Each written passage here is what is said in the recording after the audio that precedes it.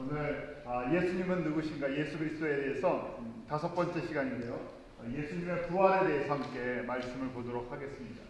부활절 지난 지가 이제 한 주가 지나서 이제 2주째가 이제 돼가는데, 저희가 부활절 행사가 점점 교회에서나 아니면 무슨 기독교 전체에서 크게 하는데, 부활절이 하나의 절기로, 가장 중요한 날인데 절기로 지나는 그런 모습들이 있죠. 부활절은 저희 가운데 다른 또 새로운 의미가 있습니다. 왜냐하면 매일매일이 우리의 고백, 우리의 신앙 고백은 부활의 고백이 빠질 수가 없는 것이죠. 우리가 구약의 성도들은 안식일을 지켰잖아요. 우리가 주일을 지키는 이유는 예수님이 부활하신 날을 저희가 기념하기 위해서. 그러기에 우리 주일을 지키는 것, 우리 썬데이에 함께 모이고 그 예배드리고 우리가 주일을 거룩하게 구별하는 것은 안식일 정도의 개념이 아니라, 안식이 구약적인 그런 의미가 있으면 저희가 주일을 지키는 것은 부활의 깊은 의미를 저희가 묵상하고 적용하기 위한 것이죠. 그런 의미에서 부활절이라는 것은 한 주 지나가는 것이 아니라 매 주일이 부활주일이고, 또 매일매일이 부활의 능력이 우리 가운데 체험되지 않고는 그리스도인이 그리스도인답게 살 수가 없다는 것입니다. 그래서 저희가 특별히 예수님이 누구신가, 예수 그리스도에 대해서 그 중에 가장 핵심이 바로 부활이라는 것이죠. 오늘 한번 부활에 대해서 한번 정리를 해보려고 해요. 여러분들이 이렇게 수요일날 말씀을 배우는데, 가장 먼저 말씀을 배울 때 이제 저희가 이 지식적인 부분들이 이해가 돼야 되잖아요. 정리가 되셔야 돼요. 그래서 이게 내용이 정리가 되면 저기 이제 그 다음에 머리에서 정리가 되면 그 다음에 어디로 내려가겠습니까? 가슴으로 내려가죠. 근데 머리에서 정리가 안 되면 어디로 안 내려가죠? 가슴으로 전달이 되지 않습니다. 왜냐하면 신앙이라는 것이 그냥 믿으세요 해갖고 그냥 믿음이 막 저절로 생기는 것이 아니라, 내가 믿는 예수님이 누구신지를 알아야지. 먼저 이제 지식적인 부분이죠. 이 지식적인 부분이 예수님에 대한 것들이 이제 알기 시작합니다. 인포메이션이 들어오고 정리가 돼요. 그 다음에 우리가 묵상한다 그러지 않습니까? 묵상한다는 것은 이 머리에 있는 것이 어디로 내려가는 것입니까? 가슴으로 내려가는 거예요. 가슴으로 내려가는 것이죠. 마치 이제 음식을 먹는 거랑 똑같아요. 음식을 먹을 때 저희가 아무거나 막 먹는 것처럼 보이지만 사실은 하루 세 끼 영양 식단에 맞춰서 골고루 먹는 거 아니에요. 편식하면 좋지 않잖아요. 그리고 성분이 뭐가 들어가 있나, 입맛에 땡긴다고 달짝지게 나온 것만 하루 종일 먹을 수가 없잖아요. 그래서 골고루 음식을 어머니들이 아니면 아내들이 집에서 식단을 생각해서 뭐가 좋을까 해서 일단 먹잖아요. 먹어서 그냥 먹는 게 아니라 이제 들어가서 소화가 되죠. 소화가 되는 것, 이 안에 이제 그래야 그것이 나에게 에너지를 공급할 수 있는 것처럼, 일단 우리가 말씀을 잘 골고루요, 이 말씀을 잘 정리해서 먹어야 되죠. 먹으면 이 안에 있는 것이 이제 묵상이 될 때 이 안에서 하나씩 소화가 되는 것이죠. 소화가 되면 이것이 나중에 이제 에너지로 바뀔 수 있는 것. 부활도 저희가 먼저 이해를 해야 되겠죠. 부활이 과연 무슨 의미가 있는 것인가. 그리고 그것이 하나씩 이 부활의 의미가 내 안에서 이 묵상이 돼서 소화가 될 때, 부활의 능력, 예수 그리스도께서 우리에게 주신 부활의 능력이 우리 가운데 에너지로 공급이 됩니다. 그래서 오늘 제가 부활에 대한 것들, 예수 그리스도의 부활에 대한 것을 간단하게 한번 정리해드립니다. 세상에 많은 종교들이 있는데요, 종교의 창시자가 부활을 외친 그 종교는요 없습니다. 부활을 이야기하지만 자기 때 나타나지 않아요. 그래서 만약에 예수님께서 우리를 속이시려고 하면 어떻게 해야 됩니까? 예수님이 기독교의 시작인데요. 자, 예수님이 내가 부활한다 그러는데 이 부활의 능력이 없어요. 거짓말로 해야 된다 그러면 내가 부활하는데 언제 부활한다 그러고 이야기해야 되겠습니까? 그때 부활한다 그러면 안 되고 3일 만에 부활한다 그러면 나타나잖아요. 3일 후에. 그러니까 언제요? 내가 100년 후에. 아니면 내가 200년 후에. 내가 좀 징조가 있으면 부활할지 모른다. 그래서 애매하게 이야기를 해야 증명이 안 되잖아요. 그런데 보통 저희가 한국의 이단들 이상한 종교들 많잖아요. 교주가 다시 올 거다 그래갖고 그런 것들이 있잖아요. 그래서 분명히 죽으면 끝날 것 같은데 우리 대표적인 이상한 그 이단 중에 하나가 우리 문선명이 통일교인데 문선명은 꼭 영원히 죽지 않을 것처럼 보이지만 분명히 곧 죽으실 날이 가까웠어요. 90 보니까 집안이 또 복잡한 것 같더라고요. 여러분들 신문 보셨죠?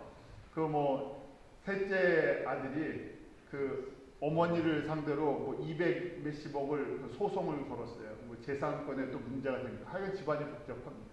그래서 이렇게 보니까 문선명 그분이 한 90세가 됐고 한 학자 그분이 68세인가 그러세요. 이제 곧 문선명 씨가 이제 돌아가실 텐데 그러면 그 후에 이제 분명히 다시 사라지지 못하니까 아무리 내가 영원히 살 것처럼 사람들을 현혹시켰지만 영원히 산 사람은 아무도 없고 부활 비슷한 것을 이야기했지만 다시 살아난 사람은 다시 살아났다는 걸 본 사람이 아무도 없잖아요. 기독교에 예수 그리스도만 정확하게 내가 십자가에 죽고 부활하실 것을 제자들에게만 20여 번을 말씀하셨어요. 그리고 그것을 감추시려면 부활하는 것이 확실하지 않으면 3일 만에 부활하는 것이 아니라 50년 아니면 100년 아니면 1000년 후에 내가 부활할 거다. 그러면 1000년 동안은 감춰져 있을 거 아니에요. 근데 분명하게 3일 만에 부활하신다고 하시고 부활하시죠. 저희가 알고 있는 일반적인 다른 종교에 그 창시자가 교주가 부활한 예가 있습니까? 아무도 없어요.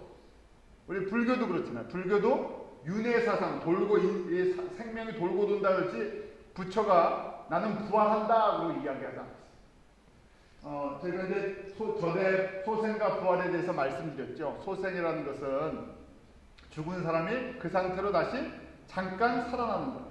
그렇지만 조금 있으면 다시 병들고 늙고 죽게 되어 있는 거예요. 그 죽은 나사로에 대한 거죠. 그래서 저희가 사람들이 소생되는 경우는 있잖아요. 뭐 의학적으로도 살리기도 하고요. 그런데 이제 부활이라는 것은 저희가 저번에 부활에 대해서 말씀드렸죠. 완전한 이 육신을 갖고 있고요. 완전하게 사는 것이. 늙지도 않고 병들지도 않고 영원한 생명체로 사는 것을 우리가 부활이라고 해요. 잠시 살아나는 것은 부활이라고 이야기하지 않습니다. 그래서 어떤 종교도 힌두교도 그렇고 불교도 그렇고 이슬람교도 그렇고 영원한 이 부활을 갖다 증명하고 그 종교의 창시자가 부활을 한 예가 없어요. 그래서 이 기독교의 특성은 가장 대표적인 특징 이것이 참 신앙이라는 것, 다른 신이 없다는 것, 예수 그리스도만이 참 하나님의 아들이시라는 것이 증명되는 가장 중요한 사건이 부활이라는 것입니다. 고린도전서 15장 20절 한번 우리 같이 읽어볼까요? 같이 읽습니다. 시작. 그러나 이제 그리스도께서 죽은 자 가운데서 다시 살아 잠자는 자들의 첫 열매가 되셨도다. 잠자는 자들의 첫 열매가 되어주셨다. 그래서 저희가 생명이라는 것, 삶이라는 것을 인간의 눈으로 보면 죽음이잖아요. 이 땅에서 떠나니까 돌아가셨다 뭐 이렇게 이야기하는데 예수님의 눈으로 보면 예수 그리스도의 그 생명에 누구든지 예수를 믿는 사람들, 예수님을 나의 주 나의 하나님으로 십자가의 사건이 나의 사건으로 믿는 사람들에게는 예수님의 눈으로 보면 이 땅에서 죽는 것이 어떻게 보인다고요? 잠자는 것이다. 잠자다 깨어나는 것처럼 잠자는 것처럼 잠자는 것이라는 것이죠. 그런데 잠자는 자들의 부활의 첫 열매가 되어주신 이것은요. 누구든지 예수 그리스도 안에 있으면 이 생명에 예수님이 부활하지 아니하셨다면 어떻게 되겠어요? 저희도 다시 사는 것이 없죠. 저희도 부활에 참여할 수 없다는 것이죠. 나중에 고린도전서 15장을 통해서 부활에 대한 내용을 좀 더 자세히 보겠습니다. 그래서 도전들이 있어요. 참 사람들이 머리가 좋아갖고 별 이상한 이론들을 만들어냅니다. 사람들이 만들어내는 것이 아니라 하나님을 부인하고 부활 사건을 부인하기 위해서 누가 이런 걸 조종을 하겠습니까? 예수님이 부활하시는 것을 부인하는 것입니다. 마귀의 역사죠. 마귀가 사람의 머리를 잘 이용해갖고요. 이론들을 만들어내는데 이제 현대 기독교의 자유주의 이제 신학 속에 있는 것입니다. 기절 이론이 예수님께서 어떻게 하셨다고? 진짜로 죽은 게 아니라 기절한 것이다. 그러니까 깨어난 거지 그 진짜 죽은 게 아니라는 것이죠. 또 이제 절도 이론이 있어요. 절도 이론은 뭐겠습니까? 제자들이 시체를 훔쳐갔다는 거예요. 또 이제 뭐 환상 이론이 있어요. 그 실제로 부활하신 게 아니라 이 환상으로 부활한 것처럼 사람들이 착각하는 거다. 뭐 이런 거예요. 왜냐하면 이게 다 전부 사람의 이성의 논리를 중요시하다 보니까 어떻게 죽은 사람이 살아날 수가 있냐. 그러니까 죽어서 살아난 것이 아니라 기절했다 깨어난 거다. 시체가 없어졌다 그러니까 시체가 없어진 게 아니라 훔쳐간 겁니다. 그 다음에 뭐 이 봤다 그러니까 이게 다 헛것을 보는 것이다. 실제가 아니라 꿈과 같은 거다 하는 그런 이론. 사람들이 이성이 발달해서 이런 이야기들을 끊임없이 기독교 안에서 자유주의 신학자들이 만들어내죠. 저희가 하나님의 세계를 이해한다는 것 자체가 사람의 머리는 본질적으로는 불가능합니다. 항상 그렇지만 성경의 말씀도 그렇고요. 저희가 예수를 그리스도로 고백하는 것, 하나님을 인식하는 이 모든 것은 우리에게는요 기적과 같은 거예요. 왜냐하면 차원이 다른 거기 때문에 그렇습니다. 차원에 대해서 저희가 종종 말씀을 나눴죠. 우리는 하나님의 차원이 아니기 때문에 하나님께서 하시는 일을 우리가 이해한다는 것 자체가 우리가 갖고 있는 모든 인식의 능력으로는요 불가능한 부분입니다. 특별히 우리가 죄 때문에 하나님과의 관계가 끊어져 있었어요. 그 부분의 기능들이 망가져 있었어요. 그걸 인식을 할 수가 없어요. 그래서 이 모든 하나님의 구원의 역사라든지 십자가의 죽으심과 부활하심과 다시 오심과 이 십자가의 모든 메시지가 그래서 사람들에게 보면 사람들의 눈에 보면 미련해 보일 수밖에 없는 것이죠. 하나님의 천을 이해할 수가 없기 때문에 저희가 이렇게 말씀을 듣고 깨닫는 것 성령께서 우리에게 지혜를 주시는 하나님의 은혜라는 것을 잊지 마시기 바랍니다. 자, 부활의 증인들을 한번 이제 만나보려고 하는데요. 한두 사람이 아니라 많은 사람들이 예수님이 실질적으로 부활하셨다는 거. 우리 부활했다는 것이 영만 부활한 것이 아니잖아요. 육과 혼과 온 새로운 몸으로 부활하는 것을 많은 사람들이 직접적으로 예수님께서 3일 만에 부활하신 이후에 만나기 시작했죠. 대표적인 몇 가지 케이스만 저희가 말씀 좀 보겠습니다. 첫 번째는 막달라 마리아예요. 마가복음 16장 9절에 나오는데 마가복음 16장 9절 한번 같이 읽습니다. 시작. 예수께서 안식 후 첫날 이른 아침에 일어나신 후 전에 7 귀신을 쫓아내어 주신 막달라 마리아에게 먼저 보이시니 마태, 마가, 누가, 요한복음은 예수님께서 그 안식 후 첫날 주일이잖아요. 주일날 부활하셨을 때 그 만나는 사람들의 그 스토리들이 나옵니다. 막달라 마리아와 또 다른 마리아 찾아가잖아요. 그때 이 막달라 마리아가 만났는데 바로 알아봅니까? 못 알아봤어요. 찾는데 그 목소리를 들으면서도요 못 알아봅니다. 왜냐하면 이전에 만났던 십자가에 달려 돌아가실 때 그 예수님의 모습이 아니기 때문에 그렇죠. 젊고 아름다운 모습. 그래서 인식을 하지 못했을 때 이 막달라 마리아에게 마리아야 그러면서요 이 여인의 영적인 눈이 떠졌어요. 그때 비로소 예수님이 부활하신 예수님을 알아보고 라삐오 하고 대답을 하는 장면이 나옵니다. 그 다음에요 엠마오로 가는 두 제자가 또 만나죠. 예수님께서 십자가에 죽으신 다음에 제자들이 흩어지기 시작했어요. 아니 시체를 훔쳐간다고요. 시체를 훔쳐갈 정신이 어디 있겠습니까? 왜요? 무서워서 잡혀 죽을까봐 남자들은 근처에도 오지 않았는데 전부 다 도망갔는데 다 흩어질 때 엠마오로 가는 두 제자가 나오죠. 그 내용이 누가복음에 나오는데 24장 15절 16절 같이 읽습니다. 저희가 서로 이야기하여 문의할 때 예수께서 가까이 이르러 저희의 동행하시나 저희의 눈이 가리워져서 그인 줄 알아보지 못하거든요. 예수님께서 부활하셨는데 엠마오로 가는 두 제자 그런데 알아보니까 못 알아봅니다. 못 알아보죠. 예수님께서 말씀하시고 같이 떡을 떼실 때 비로소 예수님께서 눈을 뜨게 해주실 때 영적인 눈을 뜨게 해주실 때 비로소 그 말씀이 기억이 되고 깨달아지고 예수님이시구나 하고 인식하기 시작하죠. 그 다음에 이 제자들이 어떻게 합니까? 이 엠마오로 가던 두 제자가 예수님을 만나고 어디로 가겠습니까? 다시 예루살렘에 가서 제자들에게 이야기를 하죠. 그때 예수님께서 그 자리에 또 나타났어요. 자, 우리 제자들에게도 나타나셨는데 누가복음 24장 35절 36절에 우리 한번 같이 읽습니다. 시작. 두 사람도 길에서 된 일과 예수께서 떡을 떼심으로 자기들에게 알려주신 것을 말하더라. 이 말을 할 때 예수께서 친히 그 가운데 서서 가라사대 너희에게 평강이 있을지어다. 제자들이 얼마나 두려워하겠습니까? 낙심하죠. 그들이 3년 동안 예수님을 쫓아다녔는데 예수님이 그냥 한순간에 십자가에 돌아가셨어요. 모든 걸 잃어버린 것처럼 생각되는 그들, 낙심과 두려움 속에 또 근심 속에 있는 제자들에게 찾아오셨는데 들어오시는 장면이 없어요. 지금 두 제자가 막 우리가 예수님을 길에서 만났는데 하면 이야기하는데 거기에 갑자기 예수님이 나타나시죠. 그래서 부활하신 이 몸은요, 이 공간을 초월해서 움직이신다는 걸 알게 돼요. 우리 그 다음에는 이제 도마가 만나는 장면이 있는데요.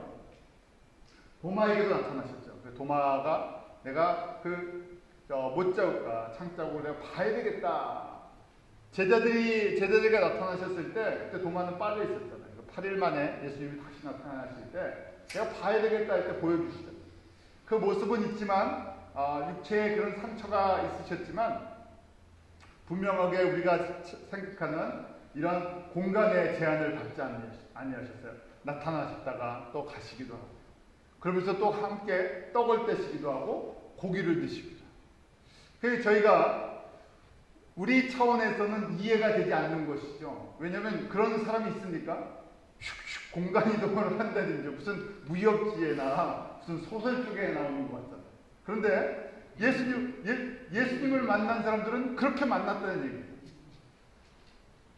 그러니까 이것이요, 한 사람이 이렇게 만난 것이 아니라 여기도 나타나셨다가 저기도 나타나셨는데 사실은 얼마나 놀라겠어요. 제자들이 그 당시의 생각으로 합니다. 이해할 수 없는 현상들이 일어나는 것이죠. 또 도마가 이렇게 만나면서 예수님께서 뭐라고 말씀하십니까?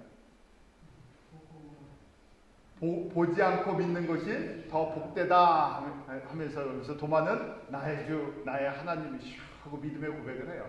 마찬가지잖아요. 그러니까 하나님께서 하나님의 그 말씀을 우리에게 예수님을 가르쳐 주실 때 우리의 연약함을 너무나 잘 알고 계세요.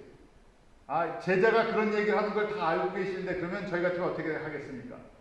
가서 3년 동안 가르쳤는데 한다는 얘기가 내가 직접 좀 봐야지, 직접 만져봐야 내가 믿겠다. 예수님께서 십자가에 죽으시고 3일 만에 부활하실 것을 제자들에게 수없이 말씀하셨는데도 불구하고 제대로 믿는 사람이 하나도 없어요. 제자들이 봤다 그러는데도, 다른 제자들이 만났다 그러는데도 나는 못 믿겠다 그러잖아요. 그러면 저희 같으면 만나면 어떻게 하겠습니까? 저 몽둥이 하나 있으면 뒤통수를 한 대 꽝 때려주든지 머리통을 한 대 때려주면서요. 이 3년 동안 이렇게 가르쳐주고 내가 그렇게 보여줬는데 예수님께서 보여주신 표정만 생각해보세요. 그래서 제가 이 말씀을 이렇게 하면서 사람은 표적을 많이 봤다고 믿음이 성장하는 게 아닙니다. 저희는 그러잖아요. 내가 예수님을 많이 체험하고 복을 많이 받고 기적을 많이 경험하면 믿음이 쫙 자랄 것 같은데 표적이 제일 많았던 경우를 구약시대 때 보면 언제 표적이 많았습니까? 광야에서. 광야는 거의 매일 표적이었어요. 매일 기적이잖아요. 눈만 뜨면 만나를 먹는 것 자체가 기적이에요. 가장 많은 기적을 체험했던 세월이 광야 시대인데 가장 많은 불순종을 저지른 것이 어떻게 보면 또 광야예요. 참 그래서 이것이 사람들이 하나님을 기적적으로 체험하는 것 중요한 거지만 기적과 표적 갖고는 신앙이 지속적으로 자라는 데는 이것이 힘이 약화되는 거예요. 예수님의 제자들도 마찬가지죠. 예수님의 제자들이 3년 동안 다니면서요. 예수님을 직접 보았지요. 예수님의 말씀을 직접 들었지요. 그 다음에 누구보다도 많은 표적들을 예수님이 행하시는 것을 보았죠.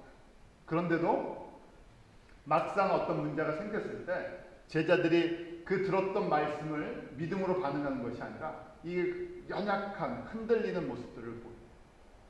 결국 저희 가운데 바로 오늘 제가 부활에 대한 의미를 하는데, 부활하신 십자가를 깊게 묵상하고 그것이 우리 가운데 능력으로 되지 않으면 우리도 똑같다는 것이에요. 아무리 많은 것을 받고 체험하고 뭐 해도 결국은 현실 앞에서는요, 저희도 연약해질 수밖에 없다는 거예요. 도마에게 이렇게 말씀하시고요. 그 다음에 요한복음에 보면 이 복음서를 기록한 목적을 요한 사도가 짧게 요 사건 이후에 말씀을 해주고 있어요.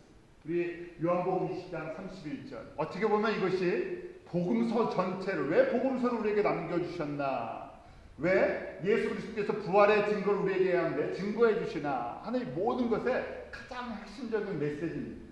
우리 20장 30절 같이 있습니다. 시작. 오직 이것을 기록함은 너희로 예수께서 하나님의 아들 그리스도이심을 믿게 하려 함이요 또 너희로 믿고 그 이름을 힘입어 생명을 얻게 하려 함이라. 요한복음을 기록한 목적이고, 부활의 사건을 기록한 목적이고, 또한 사복음서를 기록한 목적이고, 성경 전체를 기록한 목적 중에 하나죠. 가장 중요한 목적은 무엇인가? 왜 하나님께서 우리에게 이 말씀을 남겨주셨냐? 그 이유는요, 우리로 뭘 하게 하라고요? 첫 번째는요, 예수가 하나님의 아들 그리스도이심을 믿게 하라. 그러니까 성경을 보고 여러 가지를 이야기할 수 있지만 성경의 핵심은 무엇입니까? 예수가 그리스도라는 것, 예수가 하나님의 아들이시라는 것. 이걸 갖다 증거해 주시기 위해서 구약시대 때부터요, 창세기부터 이 계시록까지 끊임없이 하신 거고, 그 예수가 그리스도이시고 하나님의 아들이신 것을 확실하게 보여준 것이 십자가의 죽으심과 그 다음에 부활의 사건이라는 거죠. 그래서 저희가 신앙생활을 하다 보면 핵심은 항상 빼먹고요, 다른 많은 것들을 기억할 때가 있어요. 가장 중요한 것, 이렇게 저희들에게 많은 말씀을 주신 것이 이 딱 한 가지. 그 다음에 두 번째 이유는 뭐라고 되어 있습니까? 너희로 믿었으면, 그 다음에요, 그 이름을 힘입어 생명을 얻게 합니다.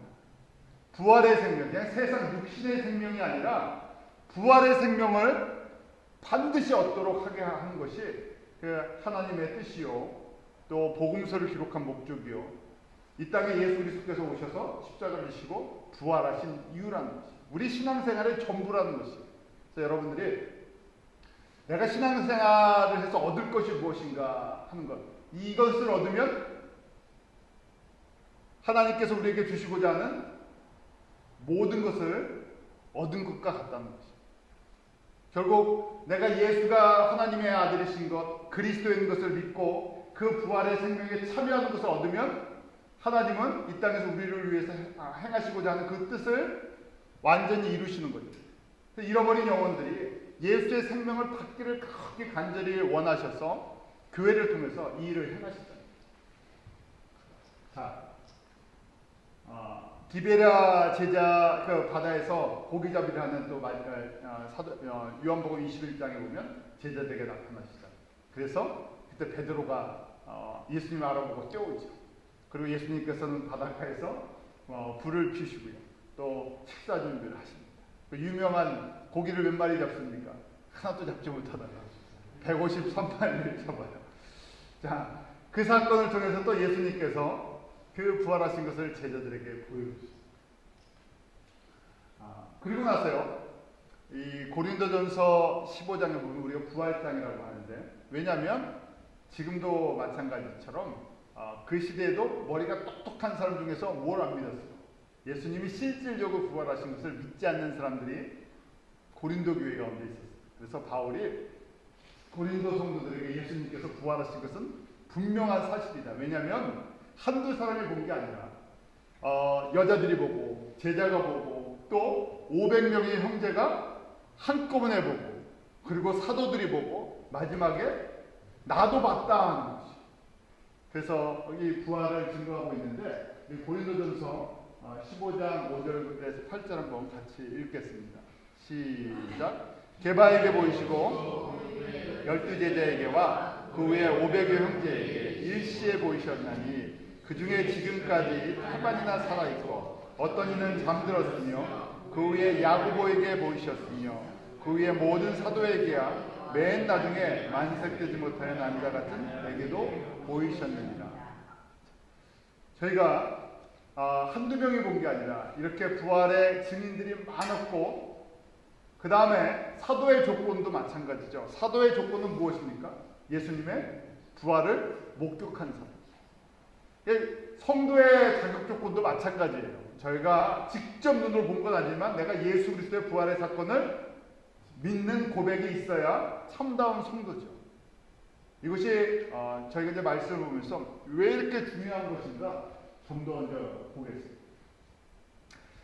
성경을 보면요, 예수님께서 부활하실 것을 미리 다 구약에서부터 예언해주고 있죠. 그 성경 전체가 예수님께서 부활하신다는 것을 갖다가 구약은 예고편이잖아요. 그 대표적인 사건이 저희가 말씀을 통해서 본 것처럼 아브라함이 이삭을 바칠 때 그 사건도 부활을 예표하고 또 요나의 물고기 뱃속에 들어갔다 나오는 것도 그 3일 만에 부활하실 것을 예표하고 예수님도 직접적으로 제자들에게 말씀을 가르치셨어요. 여러분들이 이건 나중에 다 찾아서 보시면서 또 묵상하세요. 20여 번 제자들에게 말씀하셨는데 그 중에 한 구절이 마태복음 16장 21절이죠. 우리 마태복음 16장 21절 한번 이것도 같이 읽습니다. 시작. 이때로부터 예수 그리스도께서 자기가 예루살렘에 올라가 장로들과 대제사장들과 서기관들에게 많은 고난을 받고 죽임을 당하고 제3일에 살아나야 할 것을 제자들에게 비로소 가르치시니 이때로부터라고 되는데 언제가 이때입니까? 마태복음 16장은 여러분들이 꼭 기억하셔야 돼요. 이때가 언제예요? 주는 그리스도시요 살아계신 하나님의 아들이라는 베드로의 고백 때부터. 그러니까 뭡니까? 그때부터 십자가의 사건을 가르치셨는데 신앙의 고백이 분명할 때 십자가의 사건을 말씀해 주시기 시작했다는 거예요. 주는 그리스도시요 살아계신 하나님의 아들이십니다 하는 믿음의 고백을 할 때 예수님이 누구십니까? 예수 그리스도가 누구신가 하는 것을 베드로 고백할 때 이제 그 다음 단계 십자가의 사건으로 이제 넘어가셨죠. 십자가의 죽으심과 부활에 대한 메시지를 주셨어요. 저희가 아는 것처럼 베드로가 이 말씀을 소화했습니까? 못했습니까? 이 당시에는요 못했죠. 저희도 그래요. 그 말씀을 읽는 대로 다 소화하면 얼마나 좋겠습니까? 하나님께서 그렇게 만들어 놓으신 것 같아요. 읽는 대로 한 번만 읽으면 다 소화하면 성경 또 읽겠습니까? 한 번 읽고는 안 읽겠죠. 다 안다고 생각하니까. 그런데 말씀을 읽으면 이게 묵상을 통해서 조금씩 나의 것으로 깨달아지기 시작합니다. 또 하나님의 말씀은 살아있다고 그러잖아요. 그래서 읽고 묵상할 때마다 그 맛이랑 능력이 또 새롭습니다. 마태복음 4장에 나오는 것처럼 그러게 우리 그리스도인들은 사람이 떡으로만 살 것이 아니요 무엇으로 산다고요? 하나님의 입에서 나오는 말씀으로 살 것이다. 구약의 성도들은 만나를 먹고 살았지만 만나는 우리에게 영원한 파워를 제공해 주지 않았어요. 그러니까 만나는 매일매일 먹어야 되는데 매일매일 먹어도 어떻습니까?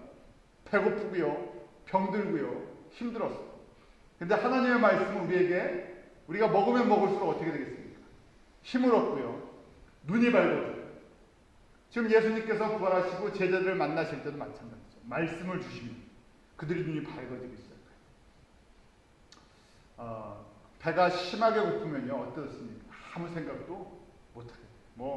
육신이 약하면요 다음은 넘어가지 못합니다. 육신이 약하면요 다른 거 하고 싶어도요 못해요. 그래서 참 한국말에 여러 좋은 말들이 있는데 금강산도 19경이 배고픈데 아무리 멋있는 것을 본다고 해도요 보이지 않잖아요. 그래서 가끔 관광 패키지에 보면 모든 그 음식이 인클루드 있다. 그 반가운 소리. 거기 보면 이제 가끔 그러죠. 무슨 크루즈를 타면 전 크루즈 타고 배 타고 바다 구경하는 것보다도 크루즈를 타면 아주 어트랙티브하게 아주 유혹하는 것이 있는데 뭐겠습니까? 먹고 마시고 그 안에서 있는 동안은 뭐든지 다 풀이다. 야, 그 소리가 제일 반가워요. 아무리 바다에 나가서 사실 뭐 볼 게 뭐가 있겠습니까? 바다에 나가서 하면 뭐 그냥 망망대해인데, 그런데 만약에 먹는 걸 안 준다, 아니면 거기 바다니까요, 뭐 물도 하나에 5불, 뭐 햄버거 하나에 10불, 그러면 가면 어떻겠습니까? 굉장히 부담스럽게. 다른 거는 별로 이렇게 뭐 끌리지 않는데 모든 먹는 것이 다 포함이 돼요. 저희는 그래요. 마찬가지로 우리가 우리의 영혼의 눈이 밝아져서 예수가 누구신지를 깨닫고 예수님을 닮아가는데, 제가 처음에 말씀드린 것처럼 기적은요, 별식이, 그 표적이나 기적이나 어떤 하나님을 나에게 엄청난 뭘 주셨다 받는 것들, 이런 것들은 별식들이에요. 그거 한번 먹어갖고는요, 뭐 하루도 안 지나죠. 아무리 맛있는 뷔페를 먹어도 어떻습니까? 그 다음날 되면 어김없이 배가 고파져요. 그래서 저희가 매일매일 먹는 하나님의 말씀이 없으면 성도가 자랄 수도 없고 힘을 낼 수도 없고, 그리고 세상 속에서 이 그리스도인으로서 이 세상을 이겨낼 수 있는 힘이 없다는 것이죠. 그래서 이 말씀을 강조하는 것은 끝이 없어요. 바로 이 베드로도요, 이런 과정을 통해서 그때는 깨닫지 못했지만 하나님의 말씀을 받아들이고 때가 돼서 여러 과정들을 통해서 이 말씀이 이 안에 소화되기 시작합니다. 부활하신 예수님을 만나고, 그리고 그가 자기의 과거에 부인했던 것, 또 성령의 그 충만한 은혜를 받군요, 베드로가 변화됐지만 옛 성품이나 옛 과거의 모습이 완전히 없어지지 않죠. 연약하지만 그러면서 계속해서 그 성령의 도우심으로 하나님의 말씀이 깨달아지고 계속해서 예수님을 닮아가죠. 저희도 말씀 묵상하는 것은 평생에 되는 것이고, 또 그때마다 하나님께서 때를 따라서 우리에게 그 말씀을 통해서 우리를 만들어 나가시죠. 언제까지 만드십니까? 예수님 앞에 서는 날까지. 그러니까 좀 만드시려면 빨리 만드시는 것. 이왕이면 좀 젊었을 때 하나님께서 빨리 다듬으시면 얼마나 쉽겠습니까? 그러니까 다듬으실 때 맡겨드리는 것도 필요하겠죠. 왜 죽으시고 3일 만에 살아나실 걸 강조하셨나? 처음에 말씀드린 이유와 같습니다. 왜 예수님께서 죽으시고 3일 만에 살아나실 걸 강조하셨습니까? 뭘 보여주시기 위해서요? 예수가 그리스도라는, 예수가 하나님이시라는 것. 요한복음 처음 1장이 시작될 때 태초에 말씀이 계셨느니라 하면서 시작되죠. 자, 태초에 말씀이 계셨고 그 말씀이 하나님과 함께 계셨고 그 말씀이 곧 하나님이셨죠. 말씀으로 말미암아 천지 모든 것이 창조되었다고 했어요. 그 말씀이 육신을 입고 우리 가운데 나타나며 우리가 보니까 하나님의 영광이 그 안에 있다. 그 말씀이 누구십니까? 예수님이십니다. 자, 3일 만에 부활하실 것을 강조하시고 3일 만에 살아나셨어요. 예수님이 누구신 걸 보여주시기 위해서. 바로 그 말씀이신 창조의 하나님이십니다. 전능하신 하나님이십니다. 생명의 주관자이신 것을 보여주시기 위한 것입니다. 만약에 예수님이 하나님이 아니시라면 이것은 불가능한 거죠. 보여줄 수가 없잖아요. 사람이라면 예수님이 저희가 완전한 사람이고 완전한 하나님이라면 신성을 갖고 있지 않다 그러면 어떻게 해야 됩니까? 부활하는 것을 이야기를 하면 안 되죠. 근데 신성이 있다는 것은 바로 생명의 주관자시고 생명의 주인공이시다. 그러니까 예수님이 하나님이시라 그러면 3일 만에 부활하는 것이 어렵겠습니까? 안 어렵겠습니까?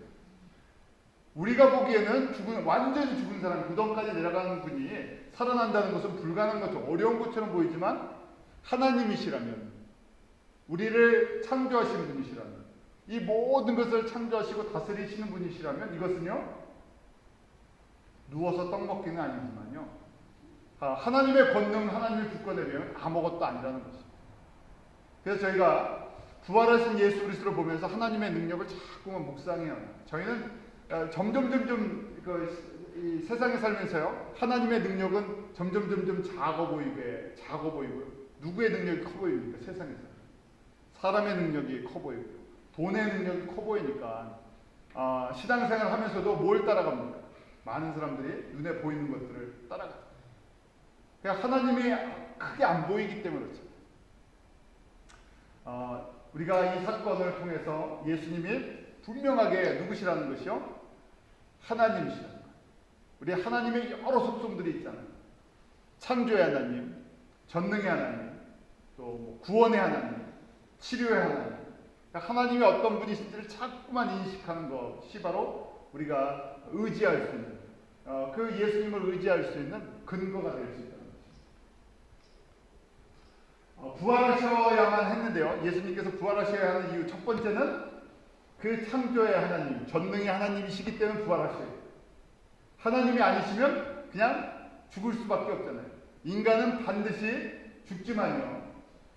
하나님은 어떠십니까? 시작도 없고 끝도 없으십니다. 만들어진 것이 아니라 스스로 존재하시는 것입니다. 그러기에 저희가 세상의 종교가 거짓이라는 것은 그 안에 진정한 이런 생명이 없기 때문에 그렇습니다. 그 말로는 얼마든지 이론들을 만들어낼 수 있지만 실질적으로 보여주신 분, 말씀하시고 보여주신 분, 내가 바로 생명이라는 것을, 내가 길이요 진리요 생명이라는 것을 직접 우리들에게 우리 사람들의 눈에 보여주신 분은 예수님 외에는 없다는 것이죠. 그래서 세상의 종교가 이게 사람들의 머릿속에서 마귀의 장난 속에서 나오는 가짜라는 것이 확연히 드러나는 것이죠. 두 번째는 이 구약의 모든 말씀이 무슨 말씀이라고요? 예수님이 부활하셨다는 것을 예언하는 예고편. 그래서 저희가 구약의 선지자들에게 주셨던 말씀, 예수님께서 십자가에 죽으시고 3일 만에 부활하신다는 것, 말씀하셨기 때문에 그것을 이루셔야죠. 만약에 구약의 말씀대로 이렇게 말씀하시고 이루지 아니하시면 어떻게 됩니까? 예수는 뭐가 되는 겁니까? 예수는 그리스도가 될 수가 없어요. 또 그것이 이 구약의 말씀이 이루어지지 않는다면 어떻게 되겠습니까? 하나님은 거짓말장이가 되고, 하나님이 거짓말장이면 하나님은 거짓신이 될 수 있고, 그걸 믿고 있는 우리들은 속임수에 속는 그런 모습을 갖고 있어요. 모든 것이 다 틀어져 버립니다. 그래서 예수님께서는 반드시 살아나셨어요. 또 저희가 오늘 말씀을 들은 것처럼 예수님은 부활의 첫 열매시잖아요. 첫 열매라는 것은 바로 우리도 예수 그리스도 안에서 생명을 얻을 수 있다는 것이죠. 자, 우리가 어떻게 부활할 수 있나, 생명을 얻을 수 있나 하는 것을 그리스도와 한 몸이 되었다, 연합이라는 개념으로 로마서 6장에 사도 바울이 설명을 해주고 있습니다. 조금 긴데 우리 한번 같이 읽죠. 로마서 6장 4절에서 5절입니다. 같이 읽습니다. 시작. 그러므로 우리가 그의 죽으심과 합하여 세례를 받았으므로 그와 함께 장사되었나니 이는 아버지의 영광으로 말미암아 그리스도를 죽은 자 가운데서 살리심과 같이 우리도 또한 새 생명 가운데서 행하게 하려 함이니라. 만일 우리가 그의 죽으심을 본받아 연합한 자가 되었으면 또한 그의 부활을 본받아 연합한 자가 되리라. 연합이라는 것이, 그래서 그걸 세례로 이제 표현해주고 있는데, 구약의 성도들이 홍해를 지나갈 때 그 과거의 모든 삶은 죽고 그 홍해를 건너면서 살아났죠. 마찬가지로 우리가 이제 연합되었다는 것은 우리가 누구 몸에 붙었다는 거예요? 예수님의 몸에 붙었다는 거예요. 내가 예수님을 믿는다는 것은 예수님의 몸에 붙었다는 거예요. 그래서 예수님께서 십자가에 죽으실 때 영적인 법으로 의하면 나도 십자가에서 죄 가운데 죽었다는 거예요. 그 다음 예수님께서 3일 만에 부활하셨다는 건 내가 어디 붙어 있기 때문에 예수님께 붙어 있어요. 그러니까 예수님을 믿는다는 건 내 생명이 누구에게 붙어 있다고요? 예수님께. 떼어지면요, 예수님께서 떨어진다는 의미가 뭐겠습니까? 영적 사망이에요. 그래서 저희가 예수님 앞에 떨어지면 죽는 거고요, 예수님께 붙어 있으면 사는 건데, 예수님께서 나를 위해서 십자가를 지셨기 때문에 내가 십자가에 함께 예수님과 연합이 되어 있었어요. 함께 죽음으로 말미암아 나는 죽고 예수님이 부활하심으로 말미암아 나도 살았다는 거예요. 그래서 저희가 이것이 이제 이론이잖아요. 이게 원리죠. 이것이 팩트인데 그렇기 때문에 이것을 이제 묵상하는 것이 필요하죠. 누구나 다 내가 살아있다고 생각하잖아요. 나의 육신이 살아있고 내가 살아있다고 생각하는데 예수님과 연결시키지 않고 우리가 살아있다고 생각을 해요. 왜냐하면 다 예수 없어도 내가 하고 싶은 대로 다 할 수 있기 때문에 이 세상에서. 그래서 저희가 이것을 묵상한다는 것은 내 생명이 누구랑 붙어있다고요? 예수님께 붙어있다는 것을 날마다 인식하고 고백하는 거예요. 그렇잖아요. 왜냐하면 눈을 뜨면서 이걸 갖다 우리가 자동적으로 생각했으면 얼마나 좋겠습니까? 그런데 자동적으로 이것이 생각이 잘 안 돼요. 눈 뜨면 딴 생각부터 하잖아요. 말씀 볼 때는 생각을 하다가 말씀 딱 덮으면 어떻게 됩니까? 다시 또 세상 생각으로 싹 돌아가 버려요. 참 저희가 주님만 생각하면 얼마나 좋겠습니까? 그러니까 이 안 되니까 하나님께서 우리에게 이런 방법들을 마련해 주시고, 저희가 혼자 신앙생활하면 얼마나 좋겠어요. 교회도 안 오고 내가 예수님을 아니까 그냥 나 혼자 계속 묵상할 수 있으면 좋겠는데, 우리가 세상에 살다 보니까 이렇게 교회와 모임과 기도와 묵상과 이런 것들을 장치를 안 만들어 놓으면 우리는 금세 다시 세상으로 돌아갈 수밖에 없는 그러한 속성들을 갖고 있죠.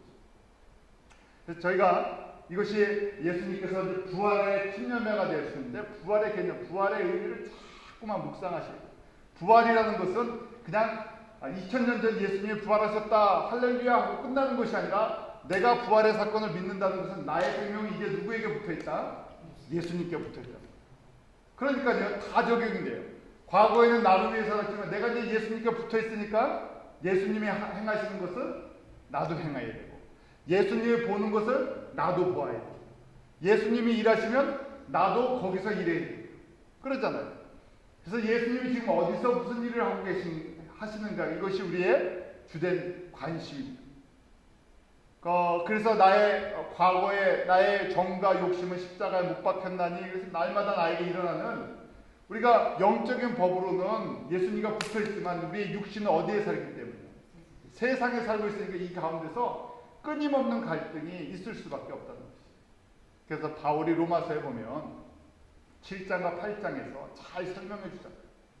우리가 이 예수님의 부활에 내가 연합되어 있어갖고 누구의 명령을 따르면, 성령의 법에 순종을 하면 내게 평안이 있는데, 이 두 주인이 있기 때문에, 내가 여기서 살기 때문에요, 항상 두 주인을 섬길 수 있는 찬스가 있어서, 이게 두 마음을 품으면 이 끊임없이 갈등이 성도들 가운데 있을 수밖에 없다는 것이죠.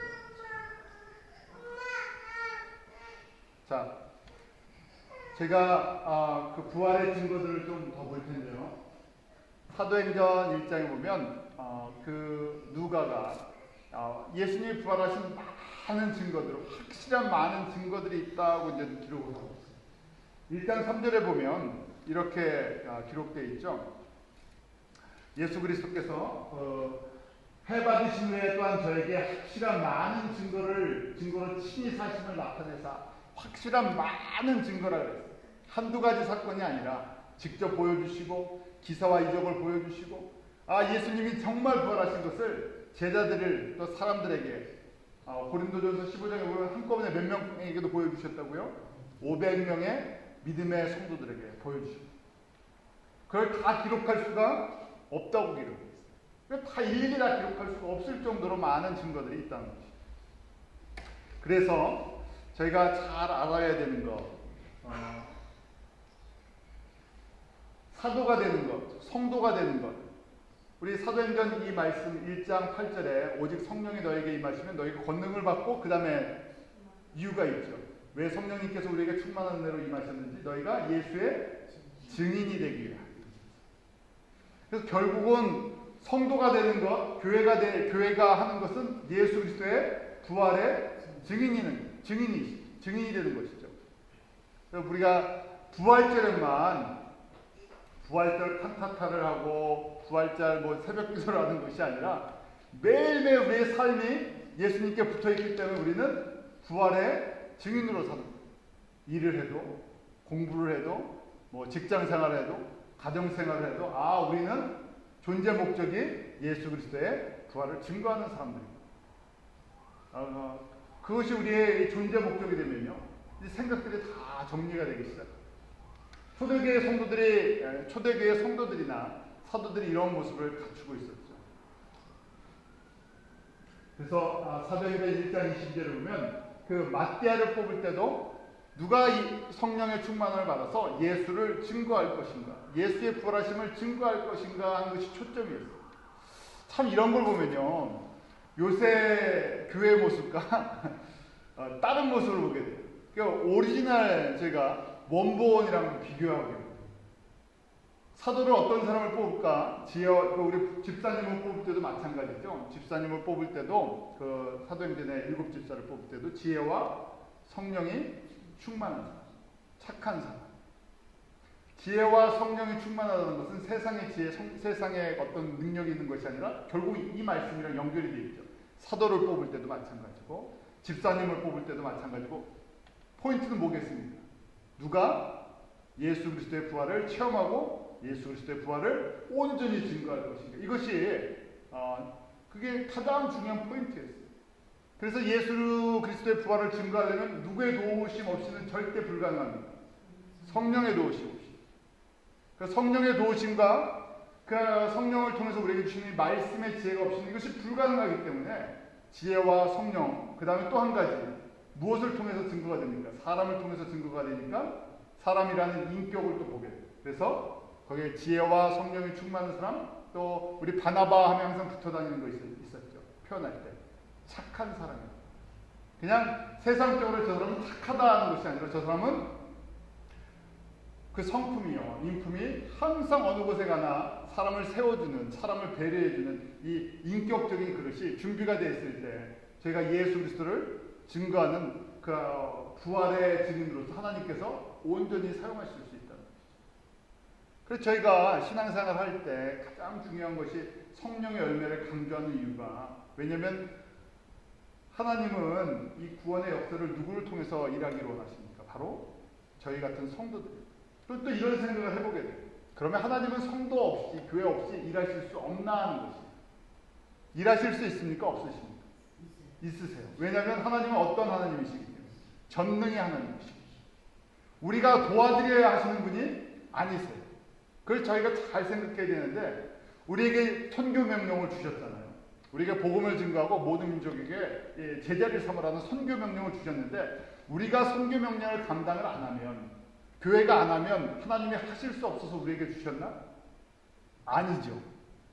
왜 이걸 우리에게 주셨습니까? 우리에게 궁극적으로 복 주시고, 내가 이거 하나 하면 마치 되게 잘 쓰는 표현인데요. 그 어린아이들, 우리가 가족 자녀들한테 아빠한테 이거 하나 해주면 뭐 해줄게 하는 것. 왜 아빠가 할 수 있는데요? 아빠가 다 할 수 있는데 자녀에게 이 가정일이나 아빠가 하는 일을 참여시켜줍니다. 그러면서 책임감도 줘보고요. 또 성취감도 주고 성숙하게 만들죠. 아버지나 어머니가 이렇게 해서 나를 돌봐주는구나 하는 것을 깨닫고 진심으로 순종하면 그게 이제 교육의 목적이죠. 하나님이 전능하시다. 한번 하나님이 행하신 일들을 가만히 보면요, 하나님이 창조하실 때 사람을 통해서 창조하셨나요? 아니시죠. 우리 창세기의 말씀에 보면 하나님이 얼마나 위대한 분이신가. 그런데 우리같이 연약한, 변덕스러운, 보잘것없는, 지혜도 없는데, 능력도 없는데 이런 사람들을 불러갖고 증인으로 삼으신 것은 결국 우리에게 아들이 되게 하시고 딸이 되게 하시고, 기업을 좀 큰 걸 맡겨주시려고 보니까 너 이런 것 좀 해보고 하나님이 어떤 분이신지, 아버지가 어떤 마음을 갖고 하는지 깨달아 하는 것이죠. 그래서 저희가 십자가에 부활하신 그 예수 그리스도를, 이 부활하신 예수 그리스도를 자꾸만 묵상하게 되면 이것이 우리에게 변화의 능력으로 임한다는 거죠. 사람은 오직 하나님의 말씀으로만, 성령의 도우심으로만 변화될 수 있어요. 일반적으로는 변하지 않습니다. 변하는 척하죠. 변하는 척하지만 다시 제자리로 돌아가 버립니다. 그런데 이 부활하신 예수 그리스도의 능력 가운데 십자가의 이 연합, 그리스도와 연합의 이 깊은 것을 묵상하면 내가 점점 이제 주님의 그 깊은 것들을 묵상하면 그때 변화가 일어나요. 생각 같으면요, 저도 완전히 그냥 싹 변했으면 좋겠어요. 세상 거 하나도 생각 안 되고 세상에 영향력이 하나도 없으면 좋겠는데 우리 성도들도 그래요. 예수를 믿으면 그냥 180도 싹 변해갖고요. 다시는 그냥 세상의 것들이 안 들어왔으면 좋겠는데 그런데 끊임없이 그런 갈등이 있어요. 그래서 하나님을 평생 우리가 의지하게 만들어놨고 또 그러면서 하나님의 은혜를 더 깊게 묵상해 나가도록 하나님께서 만들어주신 것을 저희가 알게 됐죠. 바울이 이 부활하신 예수 그리스도를 증거하면서요. 이런 이야기를 합니다. 만약 예수님의 부활이 없다면 만약 예수님의 부활이 없었다면 뭐 그러면 여러 가지 말씀들을 15장에 있어요. 이 내용들 한번 같이 읽죠. 15장 13절 14절입니다. 같이 읽습니다. 시작. 만일 죽은 자의 부활이 없으면 그리스도도 다시 살지 못하였습니다. 그리스도께서 만일 다시 살지 못하였으면 우리의 마음도 또 너희 믿음도 헛것이다. 예수님이 부활하시지 않았다면 결론적으로 뭐라는 것입니다. 우리의 믿음이 헛것이다. 헛된 거 믿고 있다는 것이죠. 자, 모든 것이 다 무너진다는 얘기예요. 우리 신앙인 자체가 기독교라는 것이 완전히 다 무너져 버린다는 것이. 또 예수님의 부활이 없다면 15장 15절인데요. 같이 읽습니다. 시작. 또 우리가 하나님의 거짓 증인으로 발견되리니 우리가 하나님이 그리스도를 다시 살리셨다고 증거하였습니다. 만일 죽은 자가 다시 사는 것이 없으면 하나님이 그리스도를 다시 살리시지 아니하십니다. 그리스도가 다시 살아난 것 이것도 없어져 버린다는 거죠. 그럼 그리스도가 하나님의 아들이신가? 이것도 없어져 버려. 뭐 아무것도 남는 게 없잖아요. 그래서 마지막 결론적으로 19절 뭐라고 되어 있습니까? 같이 읽습니다. 시작. 만일 그리스도 안에서 우리의 바라는 것이 다만 이 생뿐이면 모든 사람 가운데 우리가 더 불쌍하니 만약에 예수님께서 부활하지 아니하셨다면 우리가 가장 불쌍한 사람들이에요. 우리 이단에 쫓아가는 사람들 보잖아요. 엉뚱한 종교를 쫓아가는 사람들 보잖아요. 그러면 제가 뭐라고 생각해요? 저 사람들 참 안 됐다, 불쌍하다. 왜 저 캄캄해갖고 저 모르는 헛된 것을 쫓아 그러잖아요. 그것처럼 만약에 예수님이 부활하시지 않았다면 우리가 가장 불쌍한 사람들. 이것도 못하고 저것도 못하고. 이렇게 반대로 이야기하는 것이 무엇입니까? 예수님께서 분명하게 부활하셨기 때문에. 그래서 저희가 거꾸로 이제 다시 뒤집어서 생각하는 거죠. 우리가 바라는 건 이 땅에서뿐만이 아니라 영원한 것을 바라보는 것이죠. 영원한 하나님 나라를 가기 위해 우리가 끝까지 주님을 따라가기 위해서 이 부활하신 예수 그리스도를 날마다 묵상하고 그것이 우리 가운데 능력으로 되지 않으면 항상 쫓아가다가 딴 길로 갈 가능성이 있기 때문에 그래요. 정말 우리가 이제 부활을 다시 한번 생각해 봅니다. 그래서 이 부활절 또 부활의 의미를 보면서 이것이 1년에 한 번 있는 행사도 아니고요. 한 번의 절기가 아니라 부활은요. 우리가 고백하는 신앙의 가장 핵심적인 부분. 내가 살아있는 이유 중에 가장 중요한 부분이고 나를 변화시키고 또 세상을 변화시킬 수 있는 가장 중요한 파워풀한 메시지. 그런데 점점 이 부활의 메시지가 그냥 부활절 행사의 메시지로 흘러가 버리고요. 우리 가운데 매일매일 부활의 메시지가 사라져 버리죠. 대신 세상에 많은 것들이 들어와 있어요. 세상에 많은 것들이 우리를 다스리고 있는데 정말 내가 부활을 생각한다면요.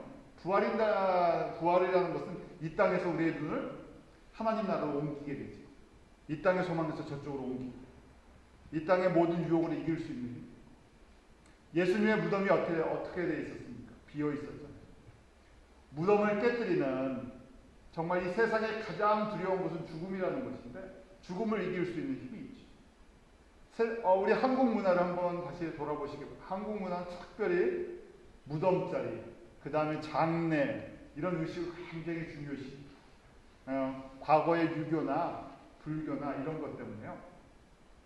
사람들이 이 장례법이나 또 제사법이나 뭐 무덤의 자리 이런 거 굉장히 중요한데 가만히 보십시오. 예수님이 부활하셨을 때 무덤은 어떻게 돼 있었습니까? 비어 있었어요.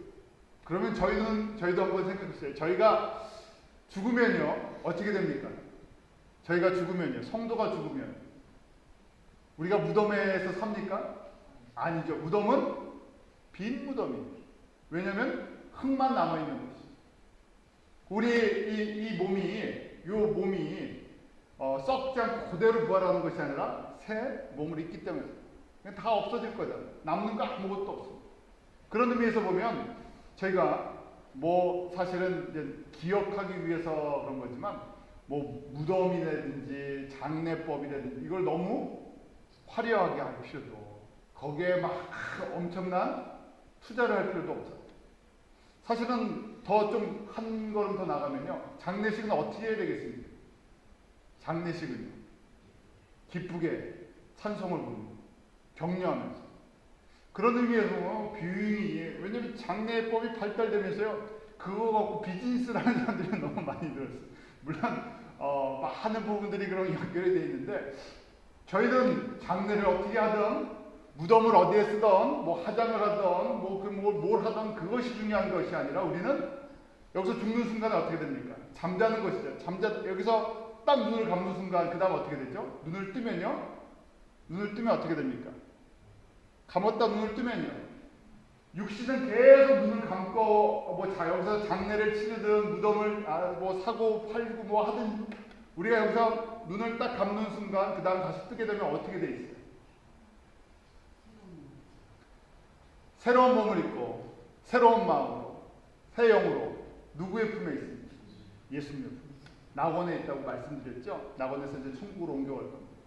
이 모든 것을 다 집어던지고 버리고 가는 거예요. 그러니까요, 이 기쁜 거죠. 그러니까 성도의 이 장례는요, 어두운 것이 아니라 가장 기쁜 날이에요. 그래서 제 분위기도 그런 분위기 할 필요 없고요. 정말 그러니까 세상 사람들은 죽음이 두렵고 무서우니까 그걸 그렇게 중요시하잖아요. 어디다 장지를 정할 것인가, 이런 거 그렇게 하는데, 이거 다 쓸데없는 거잖아요. 필요한 거 한 거는 전혀 필요가 없다는 얘기는 아니라 가치가 없다는 얘기예요. 우리 그리스도인들의 가치는 어디에 있습니까? 부활의 가치가 있죠. 그 부활을 위해서, 우리가 완전한 부활을 이루기 위해서 어떻게 살 것인가 하는 것이 우리의 관심사지, 진정한 관심사잖아요. 그래서 여러분들이, 죄송합니다. 제가 젊으나, 연세가 있으시나, 우리가 이 육신은 어차피 다 누구나 늙게 돼 있고요. 병들게 돼 있고, 여기서 눈을 감는 게 우리는 기쁨이에요. 여기서 예수님을 잘 믿다 눈을 딱 감으면 어떻게 돼요? 눈을 뜨는 순간 모든 과거의 것들을 다 내려놓고 그리스도 안에서 영원한 새로운 육체와 새로운 영을 가지고 그 주님과 항상 기쁘게 살 거예요. 이게 찬송을 하는, 감사해야 할 일이죠. 그러기에 저희가 초대교회 성도들이나 그 순교자들을 한번 보시기 바랍니다. 우리 순교자의 무덤들이 있습니까? 없어요. 어디서 어떻게 죽었는지도 잘 모르죠. 순교자의 무덤을 그렇게 찾을 수가 없어요. 찾을 필요가 있습니까? 없습니까? 없지요. 로마에서 원형 경기장에서 사자밥이 되었던, 거꾸로 죽음을 당했다. 예수님의 무덤이 있습니까? 없습니까? 없지요. 없는 게 정상이에요. 그걸 찾는 사람이 이상한 것이죠. 왜냐하면 저희는 여기다 무덤을 남기는 사람들이 아니라 예수님께서 말씀하신 것처럼 새하늘과 새 땅에 새 집을 지어서 옮겨가는 사람들이죠. 그러니까 너무너무 거기가 아름답기 때문에 그 아름다운 데로 이사갈 것을 생각하면 어떻게 됐습니까? 이 모든 것이 다 별 가치가 없잖아요. 우리 이사 가려고 그러면 어떻게 되냐? 이사도 우리 했겠지만요. 작은 집에서 좀 큰 집으로 이사 가려면 어떻게 되겠습니까? 버릴 거 버리고요. 기분이 새로워지죠. 야, 이제 이사 가는구나.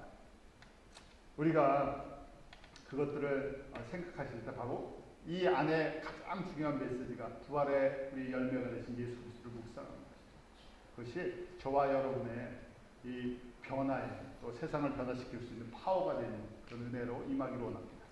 기도하겠습니다.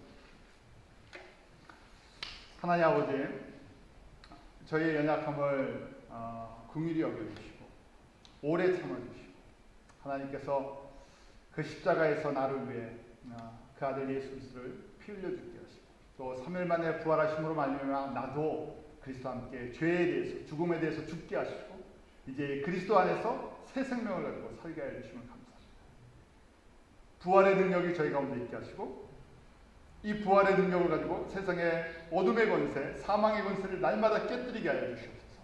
1년에 한 번 부활절기로 지켜지는 것이 아니라 매일매일 우리의 삶이 부활의 능력으로 말미암아 사는 삶이 되게 하시고 매 주일이 이런 구원의 감격과 부활의 증인의 삶을 다시 결단할 수 있는 은혜로 임하게 하여 주시옵소서.